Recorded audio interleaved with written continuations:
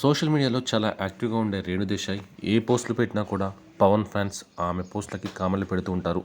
ఇప్పటికే పర్సనల్ లైఫ్లోకి పవన్ కళ్యాణ్ తీసుకురాకండి అని పలుమార్లు స్ట్రాంగ్గా వార్నింగ్ కూడా ఇచ్చింది. ఆయన ఎలాంటి పోస్ట్ పెట్టినా ఆ పోస్ట్ కింద కామెంట్స్ చేస్తూనే ఉంటారు. తాజాగా పవన్ కళ్యాణ్ ఏపీలో మంత్రి అయిన సందర్భంగా ఓ అభిమాని రేణును ట్యాగ్ చేస్తూ పోస్ట్ పెట్టారు. దానికి స్ట్రాంగ్ వార్నింగ్ ఇచ్చింది రేణు దేశాయ్. సుధాకర్ అనే పవన్ అభిమాని రేణు దేశాయ్ను ట్యాగ్ చేస్తూ, వదిన గారు, మీరు కొన్ని రోజులు ఓపిక పట్టి ఉంటే బాగుండేది. ఒక దేవుణ్ణి పెళ్లి చేసుకొని ఆయన అంతరంగం తెలియకుండా వెళ్ళిపోయారు. కానీ ఈరోజు అయినా మీకు పవన్ విలువ తెలిసింది. ఏది ఏమైనా విధి ప్రతిదీ నిర్ణయిస్తుంది. ఈరోజు పిల్లలు అన్నయ్యతో ఉన్నారు. చాలు వదిన, మిమ్మల్ని మిస్ అవుతున్నామో వదిన అంటూ కామెంట్ చేశారు.